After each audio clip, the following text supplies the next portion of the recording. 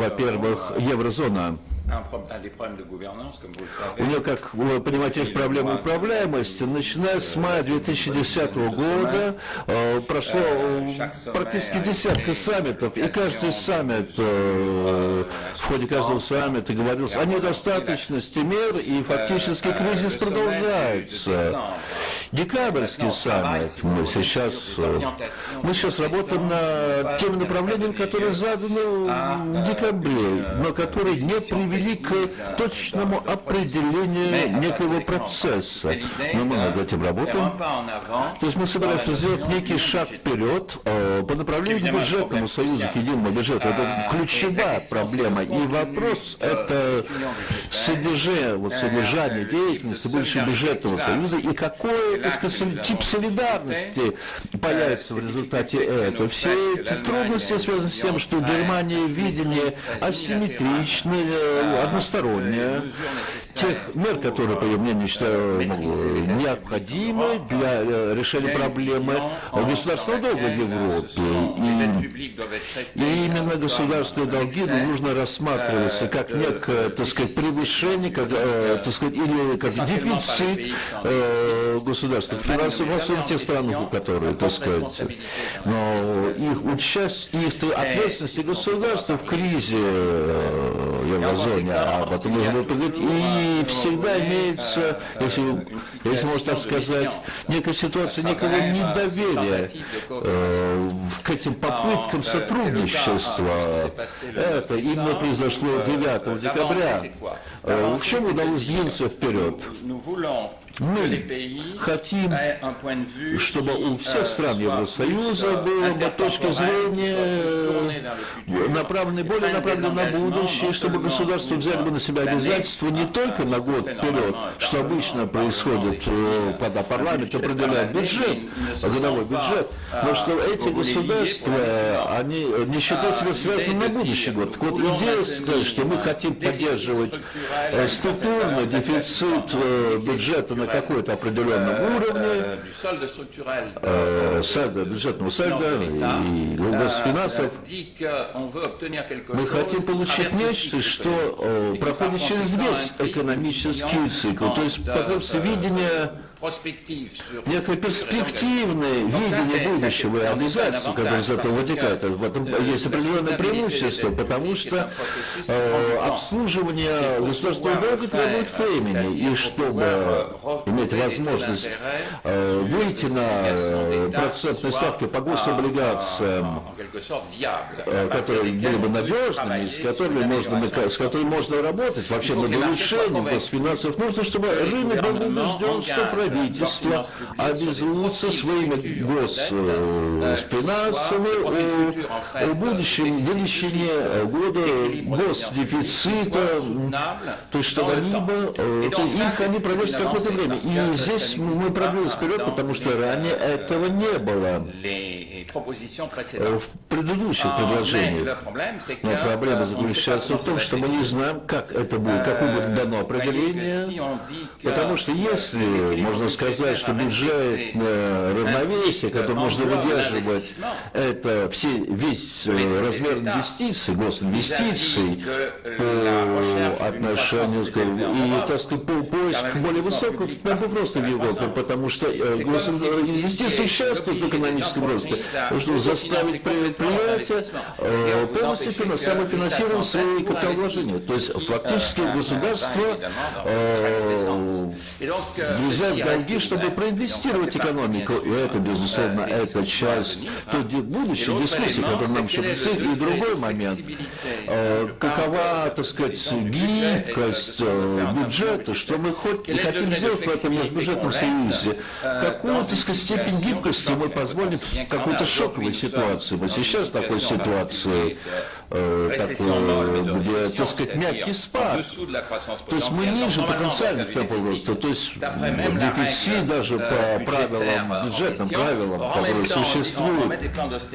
То есть мы вводим планы суровой экономии и пытаемся сократить бюджетный дефицит в ситуации спада. Саммит в декабре, он, наверное, наметил некое продвижение вперед.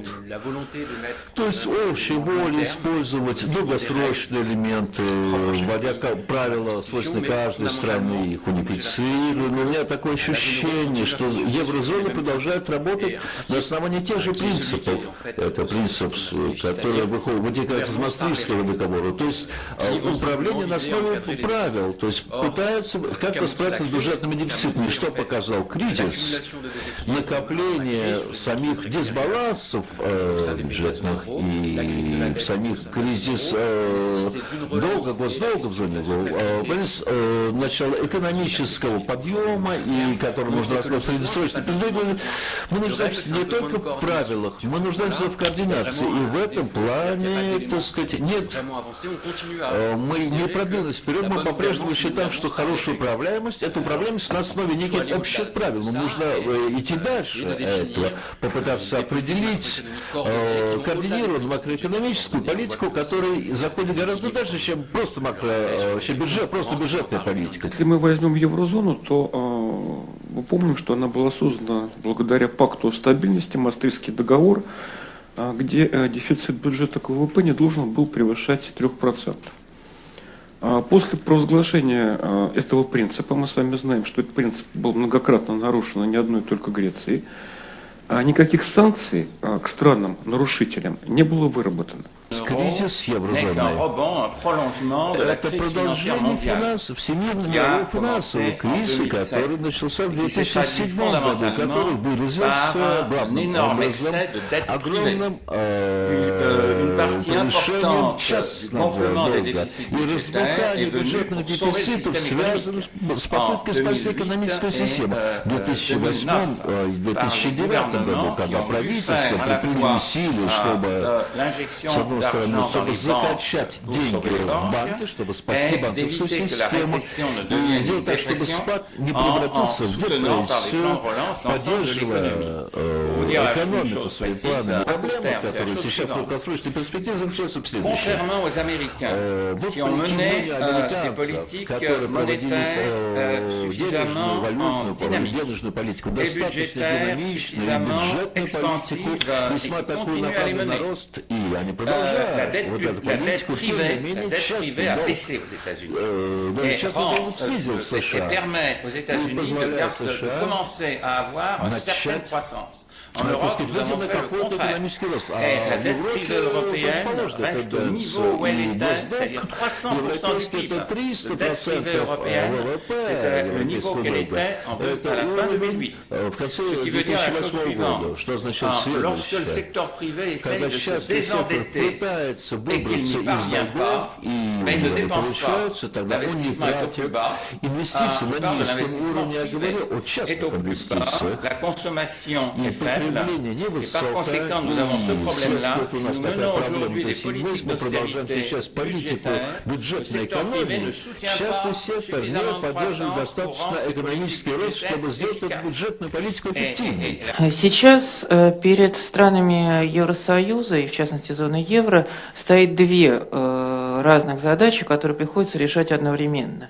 Это текущий выход из кризиса и создание средней, а может быть и долгосрочной модели развития, которая бы либо не допускала таких глубоких кризисов, либо позволяла бы с ними быстро справляться. То, что произошло в Греции и некоторых других странах, показывает, что далеко не все страны Европейского Союза способны проводить в благополучные годы ответственную политику, которая учла бы последствия, которые случаются только в условиях кризиса. Это вопрос действительно суверенитета, и, естественно, многие страны будут выступать против ограничений, особенно в хорошие годы этого суверенитета.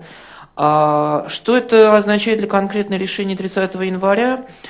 То, что, скорее всего, будет принят документ, который будет связан с какими-то краткосрочными конкретными мерами, которые успокоят фондовые рынки, которые дадут сигнал рейтинговым агентствам, что не все так плохо и так далее.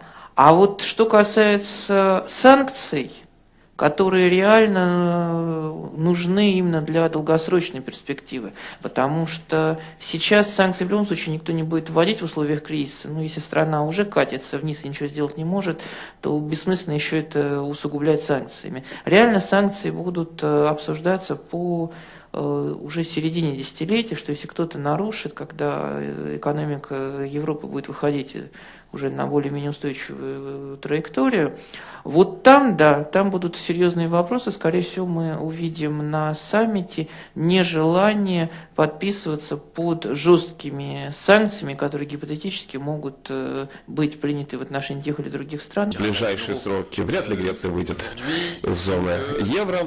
Возможно, когда-нибудь Греция примет решение о выходе из зоны евро. Но что еще более опасно и беспокоит нас, это распространение этих явлений на Португалию. И рейтинги там понизились. И возможно, что Португалия повторит судьбу Греции, соответственно, будет вновь сдержан рост будущий. И вот, возвращаясь к этому вопросу, фундаментальному вопросу о суверенитете бюджетном, он, конечно, должен быть сопряжен с идеей бюджетной дисциплины. Сама идея, сама мысль о том, что некоторым странам придется подписать некие обязывающие правила и отказаться от части своего бюджетного суверенитета, принимать какие-то решения, что какие-то решения будут приниматься на еврофедеральном уровне в Брюсселе. Конечно, это тоже одна из возможностей европейского проекта в будущем. Сейчас, когда вне России обострились проблемы в еврозоне в первую очередь, то, естественно, у европейских банков, которые измеряют свои риски, возникает проблема доверия. Во-первых, по отношению друг к другу, то есть мы с вами знаем, что растут депозиты в европейских банках, в Европейском центральном банке, хотя они практически ничего не приносят.